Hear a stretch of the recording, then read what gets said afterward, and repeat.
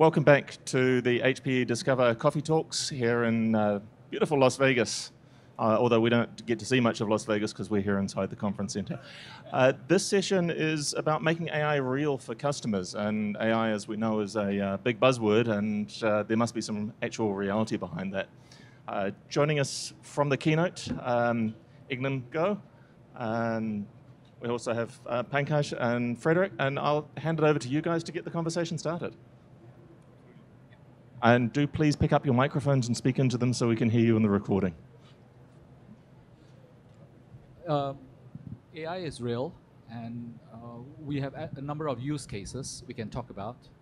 And we classify them in the investment areas that we've seen, right? Image classification and identification, right? Speech transcription and translation, and game theory. These three are heavily invested in by different parties in the industry, and we are leveraging those technologies for our customers. Yeah. And today we hope to be able to spend a bit more time talking about those use cases. Good afternoon. First of all, thank you for attending HP Discover and being here with us and spending your time here. Thank you for coming over. As Dr. Go just mentioned, AI is very real, and it's a very important topic. I just gave a talk with Dr. Frederick here that there is so much hype about AI that AI is almost about to hurt itself.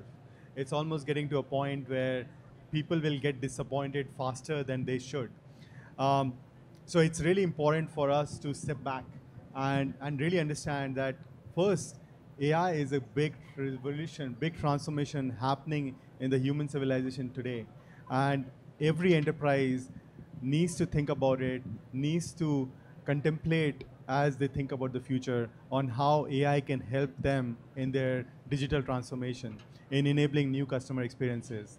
And we are, as HP, we are partnering with and we are helping multiple enterprise and HPC customers in their AI-led, AI-enabled transformation. For example, we are working with a leading payments company in the US to improve their fraud detection algorithms. So, for example, my credit card, it sends me an alert if I travel to, let's say, Frankfurt, and if I make a transaction in Frankfurt, it automatically sends me an alert that there might be a fraudulent case. Many times it actually automatically blocks it, and then I have to call the company to unblock it. So it's an event-based, heuristics-based algorithm that is being executed. Ideally, you would like to make it more intelligent, and the intelligence could be several levels of intelligence. The first level could be if I'm traveling frequently to Frankfurt enough that the algorithm can identify me as a frequent traveler between US and Frankfurt, it does not block my card at least. It gives me an alert, but does not block me automatically. It can go to the next level, which is basically if I have used the same credit card to make an airline booking from Houston to Frankfurt, then the algorithm can connect these two data points to establish that I am in Frankfurt. So we are working with a payments company to improve some of these deep learning, machine learning based algorithms and to improve the customer experiences, and they're already seeing benefits of it.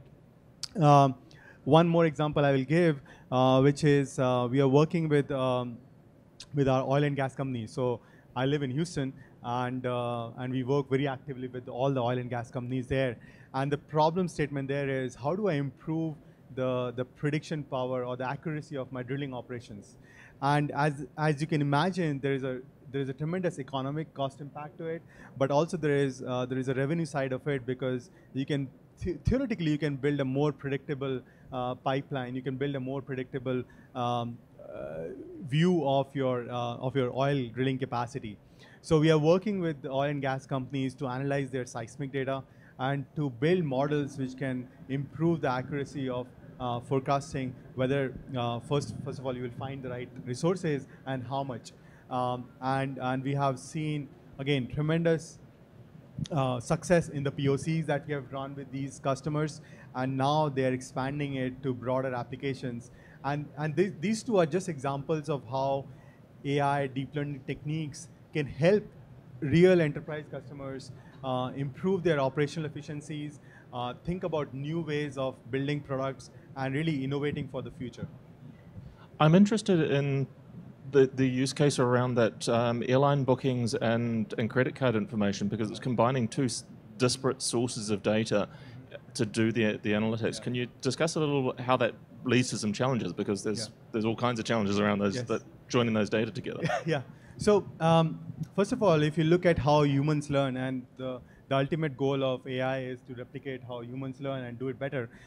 Humans learn from multiple data sources. Like if you were to talk about, okay, give me some intelligence on HP stock.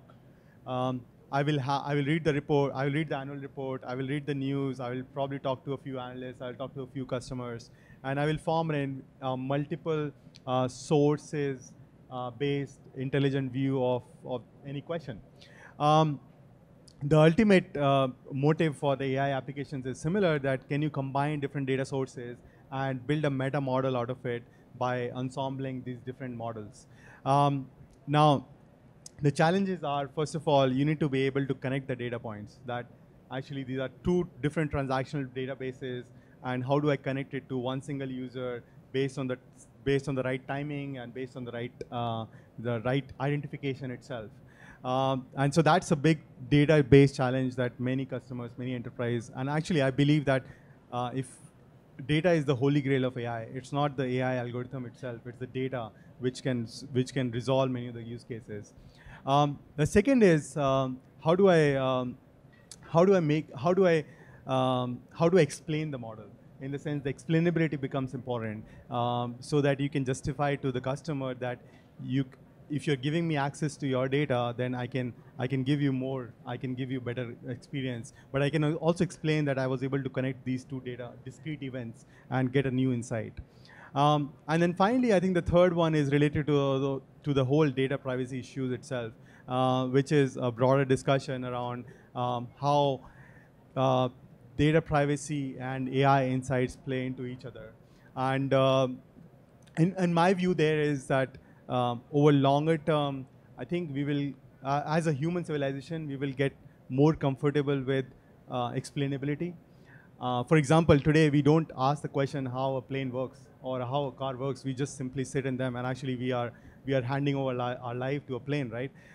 Physics works, and we don't ask them. Don't ask questions. Similarly, we will reach a state where AI will work, and we will forgo the explainability question, and that's where I think we will get more comfortable with data issues. At the same time, until we get to that stage, privacy will remain an important issue, and we have to work with it, making sure that customers are aware of what is being done on their data. Good, thank you. My name is Frederick van Haren. So my claim to fame is speech recognition. So about the interesting piece about speech recognition is that it was a problem that looked easy to solve. However, from a data and a hardware perspective, or at least from an infrastructure perspective, that was the biggest challenge, right? So when I started 13 years ago, the infamous HPC cluster for speech recognition was 4 desktops and 12 gigabytes of data. It's not a surprise that in those days the definition of speech recognition isn't really what it was today. It was just continuous digits, 0 to 9, and that was absolutely it, because there was no other capabilities. So 13 years ago, there was also not a lot of discussion about AI and machine learning and deep learning. It was HPC. So you used traditional HPC methodologies, from the 60s, the 70s. There was not a lot of changes, but the problem became quickly data, because as it was cheaper or affordable to store more data, there was also a need to process that data as well. It's not linear, right? So when you use HPC, you have a lot of challenges, and our data was coming in a lot faster than we could expand our processing capabilities. So we took the obvious steps, which was we started looking at open source. We found big data. We started borrowing technology, methodologies and techniques from big data, trying to introduce that in HPC, see how that was working. There was some efficiency we could obtain while we could merge big data and HPC clusters together. However, data was still coming in much, much faster than we could handle. So then we started using machine learning, because machine learning, started to come up, and we were still kind of avant-garde in the sense that we had a problem that we could solve with more processing capabilities, but we couldn't get there. So a good example was, 6-7 years ago, we were talking to companies like HPE, and we were saying, give us a server with 8 GPU cards. And I had, without exaggerating, I had 13 or 14 meetings with all kinds of different people because they thought we were crazy. Who needs 8 GPU cards? Because the standard in those days was oil and gas. It was 1 or 2 GPU cards, and that was it. We were thinking of building clusters with 16 servers with 8 GPU cards in a single server. That, to us, was considered a minimum. Now, when you start talking about GPUs, we had to grow up from machine learning and start to look at deep learning. And another reason why we made the step from machine learning to deep learning, because machine learning methodologies we were using were CPU bound. And the algorithms we were using, to be specific, was hidden Markov. So hidden Markov is an algorithm that is core bound, which means that one instance of one speech recognition engine is attached to one core.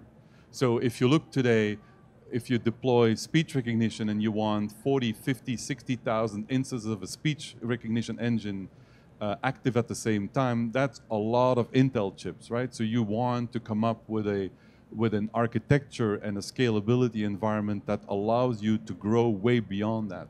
And there is the GPUs, and that's why we are asking for GPUs. If one way to visualize it is if you have a 1U server with 2 sockets, you have about 40 cores, CPU cores. If you look at a 4U box with 8 GPU cards, you have between 40 and 50,000 GPU cores. Now, granted, a CPU core is not the same thing as a GPU core, but if you think a little bit back about the methodology we used, the hidden Markov, we're not bound anymore to that one core. We can use multiple cores, and we have a way to grow. And that's how deep learning has helped speech recognition get where we are today. And again, 13 years ago, it was just continuous digits. What we're doing today is beyond what we could imagine a few years ago. And it's really layered, right? So when you typically talk about speech recognition, 13 years ago, it was just a translation from a sound file to text. I didn't say words, I didn't say sentences, I just said text. So nowadays, we have the ability to identify a sentence. We're actually also able, thanks to NLP and NLU and some additional context, like you mentioned with the credit cards and your habits, all that information can now fill in the missing pieces. So it's almost like you can have a conversation like with another human, right? So another human might know how many children you have, the names of your children. Speech recognition engines nowadays, combined with NLP and NLU, have the ability to collect all that data. Of course, there's always privacy involved, which is always a concern. But that's something we're going to have to live with artificial intelligence, that all that data is being collected, if you want it or not, and ends up being pushed in a product. So artificial intelligence specifically deep learning, was really key to technologies like speech recognition. Without deep learning, we would still be at the word level as opposed to fluent conversations. Now, so what's the next step for speech recognition, right? So now we have Siri, we have Alexa, which also brings another topic to the table, which is before, all deep learning was done in a centralized location because that's where you would collect your data. The problem is it's a very expensive event to keep on collecting data forever. So what we try to do with speech recognition is to rely on the IoT devices and bound that to specific individuals. So for example, the product of a training session for speech recognition is what we call a language model. So a language model is a small database for a couple of gigabytes, and that is a statistical representation of petabytes of data that we collected. So that language model is 85% accurate for a native speaker. right? So we figured out that if we wanted to go from 85% accuracy to 90% accuracy, we had to invest all the money we invested in the system in the past all over again. So the cost to go from 85 to 90% was so high that we had to come up with a different solution. And the idea was this distributed as opposed to centralized. So if you take an example like Alexa or Siri, you start out with the basic language model, 85% for native speaker, and as you use the system, because it's you using the system, that language model is being trained locally just for you. So you go from 85% and higher and higher and higher. So it's a clear shift from centralized processing all your data to a distributed model, which of course comes with different types of problems, but that's really where we are today. And I think speech recognition is a great example for AI. It was a kind of ahead of its time, but I think the reason why speech recognition is so attractive to people is it's easy to understand, but it's kind of it was difficult to implement, and there's a lot of tips and tricks that we had to apply in order to get there that are very applicable to problems that are being solved today. So there is a benefit from not having to reinvent the wheel. That's why they can finally understand my accent. That's right. You have a chance to also have 85% as long as you use the system. And it improves locally. That's the message I got. Yeah. Yes. Yeah.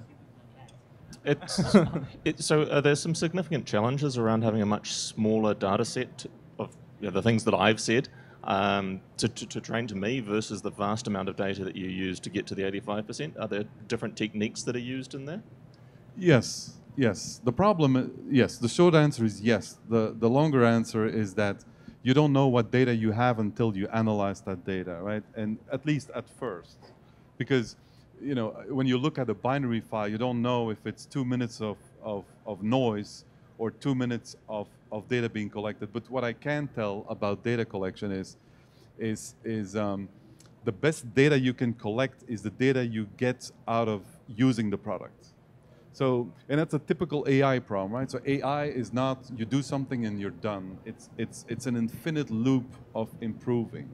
And so the best data is the data you collect out of your product. The worst data is the data where you pay somebody to read a book, for example, for 5 hours because that person has an interesting voice, because eventually they will get tired and all that good stuff, and then your data becomes less valuable. So in short, yes, you can get away with less data if you have very high quality data. But it's very difficult, certainly when you collect billions of files each month, to come up with, I'm going to listen to all those binary files and figure out what's good. So what you kind of use is you use like a preliminary stage to find out and figure out, is there data that's just noise? Is there data that's too noisy? Is there data that doesn't make sense, or data that has been transcribed the wrong way, right? Because speech recognition, it's a typical labeled data, right? So you get A, your input, it's a WAV file, and then B is a textual representation. If the textual representation is wrong, you could consider that data set also as invaluable. Mm. And I just wanted to add one point on data. It's not only the raw data, but also the context, which can add layers of complexity. So in speech or in text or any other data format, the raw data is one way to train the model, but as you add more and more context, theoretically the model can become better. So for example, when I'm speaking the same word in different emotions or different contexts, it can have very different wave files. And that's a speech recognition example, but the credit card example that we talked about is, again, you can add context to the data and improve the labeling and then get to new insights. And I tried to quantify, collect all these numbers to see how much training data there is. And the numbers came out to be sentences. And in terms of transcription, that's of the order of the type of numbers we are seeing that's used to train a transcription system that goes from voice to text, right? And then when I looked at translation, there is this WMT17, that team that I'm looking at, just like ImageNet for image classification. there's a WMT team that got together and say, let's get EU funding and get these 7 languages translated well. And an interesting one in terms of Chinese to English, because I believe they said the market was the biggest there. They use in sentences, but I just normalized it to words, and it's of the order of 1 billion words. It is important that in the sentence context, right? But I just normalized it to words and in 1 billion words. When I saw this number, I asked them, where you get the labeled data from? Interestingly, it came from the United Nations. You see, I learned something when I got that answer, that sometimes you don't know where to get raw data from or good quality labeled data from, but you can be creative about looking where they are. In this case, they went to the United Nations and asked for those files. Yeah, those because they do real-time translation and transcription, so they have this large data set. That's right, and it's well labeled and it's professionally done, right? Yeah. And then what really got my attention was when Microsoft published a paper in March 2018, just a few months ago, saying that for the Chinese to English translation, they are already matching professional translation quality. Now, this is a case where they really had to use huge data centers, to get through from the 85% up. Yeah, it's very different. Then I learned something here that for the lower cost devices, you can always train locally. That's a great idea, because IoT, you can't afford to bring all that data back. So I thought I bring this up, give you an idea of the context of transcription and translation. That app is available now. I downloaded it on my phone, and it's transcribing to Danish, French, and with about a second delay. Albeit it's all back at the data center and not on my phone. Yeah. In fact, it even has Klingon. Yeah. Look at that app.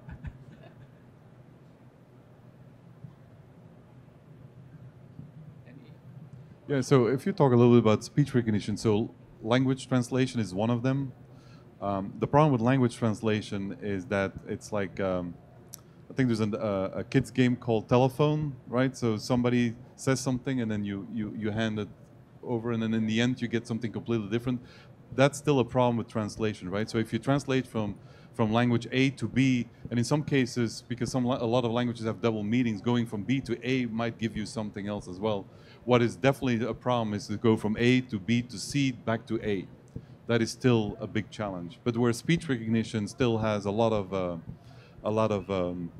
traction and is the future are chatbots. So chatbots today is where the VCs are really interested in investing. They're not really interested in investing in traditional speech recognition, but in applications like chatbots, right? Where customer support, and you talked a little bit earlier about that as well over there with airlines, call centers, and call centers, where chatbots are very, very good, because they can tap into databases, they can put it into contexts, they know when you called, and they can look it up in no time, right? They can say, oh, you got disconnected, and we can just continue the conversation where you got disconnected. So chatbots is really something where the future of speech recognition is going. Microphone down? Yeah.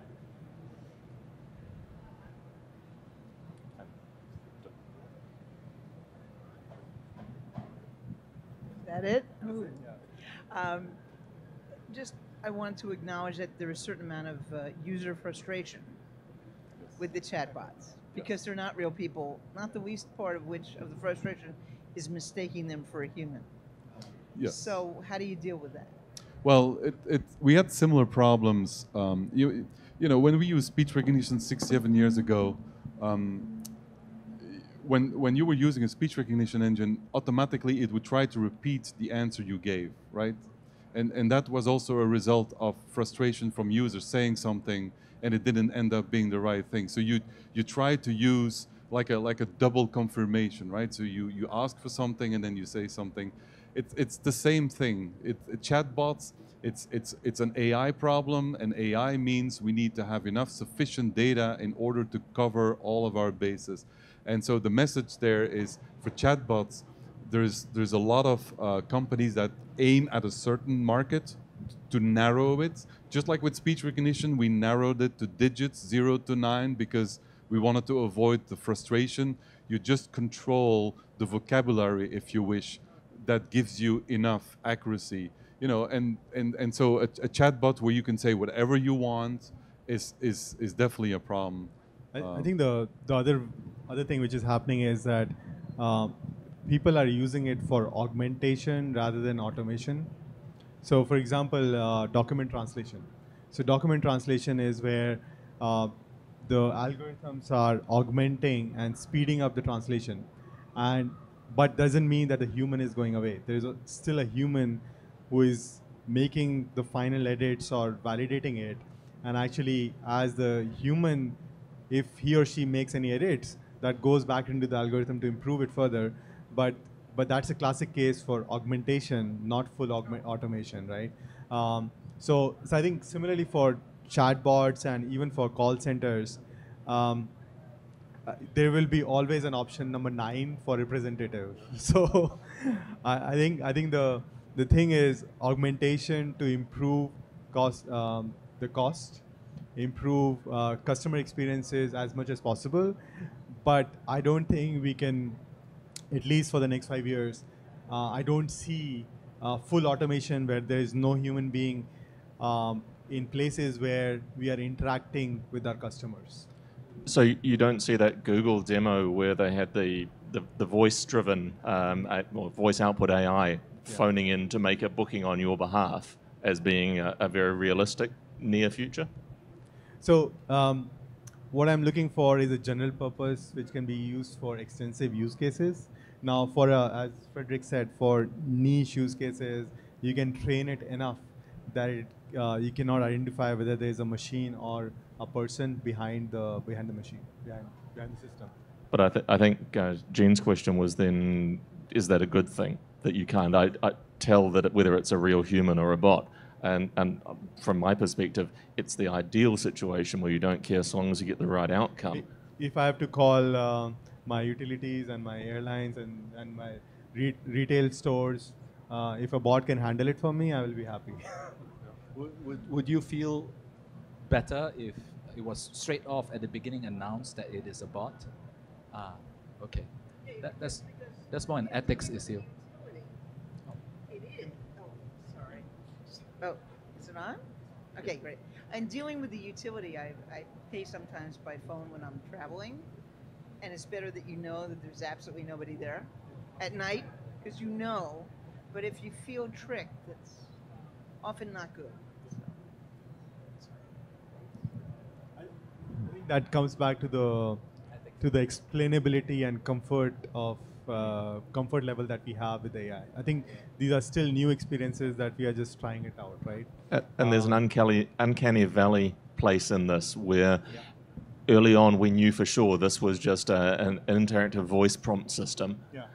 And we're now in that middle phase where it's, is it or isn't it? Yeah. And there will be a later stage where it could be human, it could be a bot, it really doesn't matter. I can talk to the bot about the bot's children, and the bot will be sufficiently developed that it will actually respond. So I'm playing a YouTube video with regards to the uncanny valley here, and you can see this is my favorite, Sophia, right? Let me play that. Yeah, there's a reason for that. Let me see. Oh, why is it not playing? Oh, the volume doesn't come up. No, we won't put audio out of it. Yeah, put the mic right next to the speaker. Otherwise, have a wonderful rest of the event. See the smile. Okay. Yeah. It's very realistic. Yeah, I like it because of that.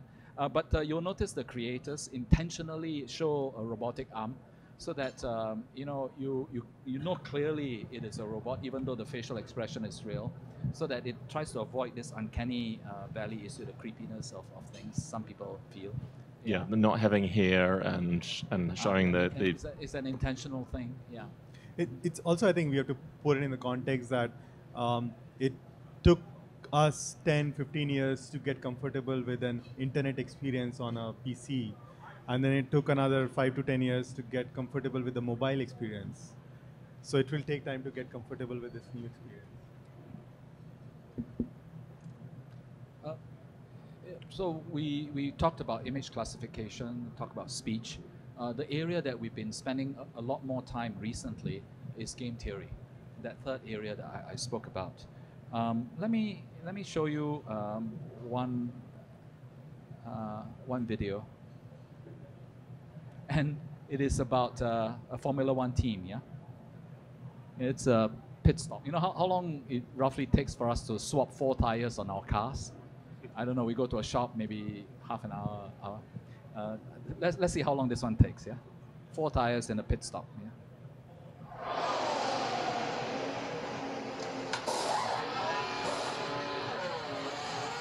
1.92 seconds.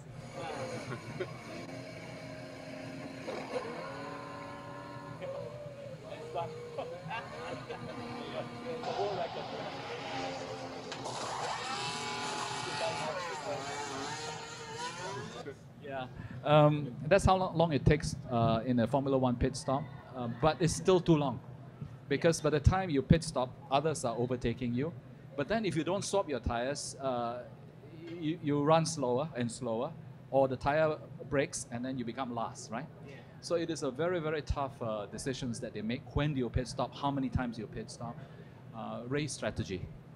In life, there's a lot of these situations like business negotiation. You don't know the other party's thinking. And that's the reason why there is this third area, imaging, speech, and game theory, this third area where people are investing in, right? And we know that work has been going on to invest here. And you can see, you know, IBM beat the top chess player in '97. Fewer people know that checkers was won in '95. And if you were a computer science student, you would get a homework for tic-tac-toe. The reason is at 10 to the power 3 combinations, your teacher can check your answer exhaustively. Now, of course, we know about AlphaGo, right? That's the game with the most number of combination, 10-171, right? Yeah. So what do? We decided that to invest together with CMU on the thing on the right, and that's poker. Now, it has less number of combinations than Go. Go has a lot more. But it has one thing more complex that is relevant to the race strategy that I spoke about, and that is you don't know your opponent's cards, right? So not only that, every time your opponent makes a move, you have to update your strategy with this new scenario, right? So being able to build a system that can play poker as a proxy for more of these strategic type decision making was something that CMU felt was a great way to invest in game theory. Imperfect information games. The rest are perfect information. But with a relatively simple set of rules. Yes, so that you can at least start with something that works. Yeah. So the story was we went to compete against the 4 world top poker players, right? And in 2015 we lost $700,000. Right. Yeah. This is NSF funded money, right? Yeah, but virtual money. Yeah, we were told that by the 4 top poker players that the reason they caught on to the machine was because it didn't bluff very well. It could tell, right? So Professor Sandholm went back, retrained the machine. That's the thing, you know, if you spot what is weak at, retrain the machine, and came back 2017, won $1.7 million here in Las Vegas. So we won back the 700K we lost and then up $1 million. And the machine has not lost since. Yeah. So is this the new way to get funding? Oh, well, yeah. And that's the story. The third area where you see lots of investment in, particularly in imperfect information games, where, you know, in an auction, where you send a bot out to auction for you, in a business negotiation, as you're negotiating with the opposite party, not quite know what the opposite party is thinking, you get an augmentation, right, of a poker bot that was converted to business negotiation. This could be the new world. Yeah, imperfect information games. I think the other angle to this is I just want to go back to the theme of making AI real, and I do want to touch upon how we are making AI real in our own products by enabling new customer experiences. And a prime example of that is HP InfoSight, which we have enabled today on Nimble and 3Power, our storage portfolio, and we are going to expand it to our hyperconverged and compute portfolio soon. And that's basically enabling an autonomous data center where the machines themselves can predict failures first and second, fix failures in the later stage. We are doing similar things on the Aruba on the edge side. So we are really drinking our own Kool-Aid and making sure that we as HP can offer new AI-enabled experiences to our customers. The second angle is, which we have talked about, Dr. Go talked about, around these three use cases or these three themes, how we are providing the right solutions, infrastructure, advisory to our customers to really go through the journey. And we truly believe that it is a journey where if you want to make AI real, you need to first explore the use cases, experiment a lot to get it right before being too ambitious, and then scale up as you see ROI and as you see returns and as you see success. And through our Pointnext advisory services, through our leading compute portfolio and storage portfolio, and also our COEs and experts, we are helping the customer go through this journey around these three themes and more. So I think we are really investing and committed to making AI real for us. Are there any real customer engagement examples that you can share with us? Because these have so far been fairly abstract from customer. Mm-hmm. I can share, but I think he has a question as well.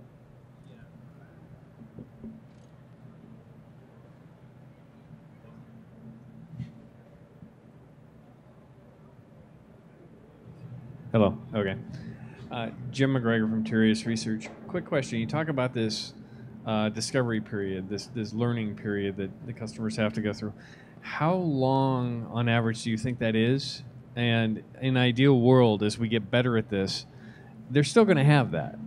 You know, do you think we can bring that down to 6 months, 3 months? How long should that discovery period be, even in ideal conditions? Yeah.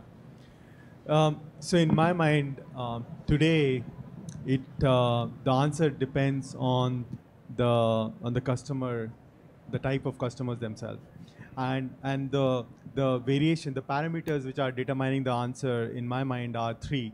One is access to data, quality and volume. Second is access to data scientists who can actually build this stuff, and you can hire them if you're lucky. And then the third one is commitment from the CEO and the top management and the board to actually drive this transformation. What I've seen is that customers where these three things are working well for them, that discovery phase is short. They move, they decide on a couple of use cases and then move quickly to experimentation phase. They see where they need to tune the approach and they need to tune the models, and then they quickly are moving into the scale-up phase. What I've seen is, on the other hand, customers where one of the three parameters, data scientists, and commitment is missing, that's where the discovery phase takes more time. Because either they are unsure of how AI can help them, or they don't have the right people and the right data to actually make it work. And so there, the discovery phase is longer. Over time, I believe that it will, and we are working towards it as HP, the discovery phase will come down, and people will get, first of all, more commitment and more comfortable with AI, but also they will get the right tools and automation to move, to cross the threshold of data scientists, to cross the threshold of data, to be more comfortable in experimenting faster. And that's one of our core themes, or let's say one of our core commitments to our customers, that we want to lower the threshold of experimentation so you can get to your first insight quickly and then assess whether you want to further do it, or you want to change the approach, or you don't want to do it. But we truly believe that no enterprise customer in the future can miss AI or can do without AI. They will have to do it on their own proactively, or the market and the competition will disrupt them in multiple ways. So it is really important for us and our customers to understand the potential. So maybe just talking about some of the customers you've worked with so far, is it a year till they get to something that they can actually use? Is it 2 years? Is it 3 years? Where are we at in that cycle? It's I think some of the more advanced customers, and Dr. Go can talk more about the HPC customers. Some of the more advanced enterprise customers, for them it is really a 3 to 4 month period where they decide, okay, I want to go forward with these 1 or 2 use cases. And then the experimentation phase depends on the other 3 parameters. It can stretch, it can be as short as 3 months where they can get the first insights, and it can be as long as 6 months to a year where they are more comfortable to scale it up. So that's a typical time frame I've seen in successful enterprise customers. At the same time, there are many enterprise customers who I talked to last year, and they were thinking about it, and today also they're thinking about it. Which is, I think it's a typical adoption curve of any new technologies. Yeah, with CIOs, where we sit down and discuss with them, one of the recommendation is pick the low-hanging fruit, even if it is not ambitious, even if it doesn't produce startling results, right? Pick a low-hanging fruit and succeed with it first. And through that process, the team learns how to build a pipeline, a process, right? AI learning process. I think that's more important. But you need to pick something that you can succeed with, everybody celebrates, right? Then go on to the more ambitious ones. So pick low-hanging fruit first. It's always my recommendation. And to that example, actually, one of the oil and gas customer in Houston, they did not start with seismic data. They start with basic document tagging and OCR. And they saw some initial success. The data scientist team could prove that AI works, and then they expanded to seismic. So in terms of a specific use case, Purdue University, they're looking at herbicide use in farms. Today, when they spray herbicide, they actually blanket spray the entire farm, the crop field, right? Now, they basically are taking pictures of what a crop is and label, what a weed is and label, and you accumulate these pictures, and then you train a system to differentiate between crop and weed.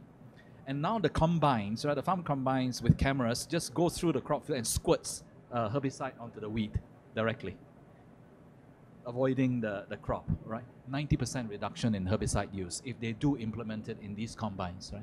So this is a real use case, right? Good for us in terms of the food we eat, good for the farmers reducing herbicide costs, and good for Earth, yeah. So that's a specific use case here. And this one, this one took quite some time because you really have to collect the data and label it. Another use case is we are working with a financial services company on fraud detection. So basically understanding the network patterns and identifying anomalies in it, and proactively being able to trigger an alarm for a possible cyber attack or any kind of anomaly. So that's a typical security application. Actually, we have our security expert, Bob Moore here, who can talk more about the application of AI in the field of security as well.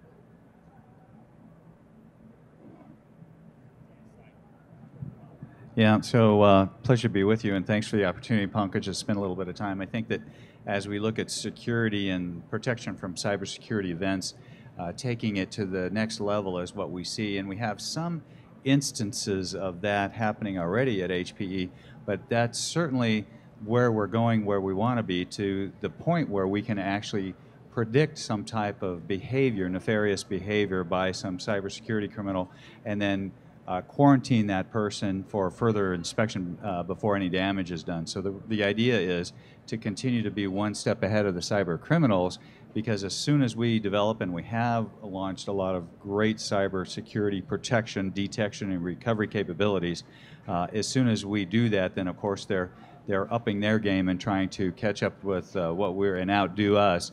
And the ultimate way to really make sure that we're never thwarted by these cybersecurity criminals is by having this machine learning and artificial intelligence be able to predict that, and so that we can beat the cyber criminals before they actually attack and before they do any damage. So yeah, thank you, Pankaj.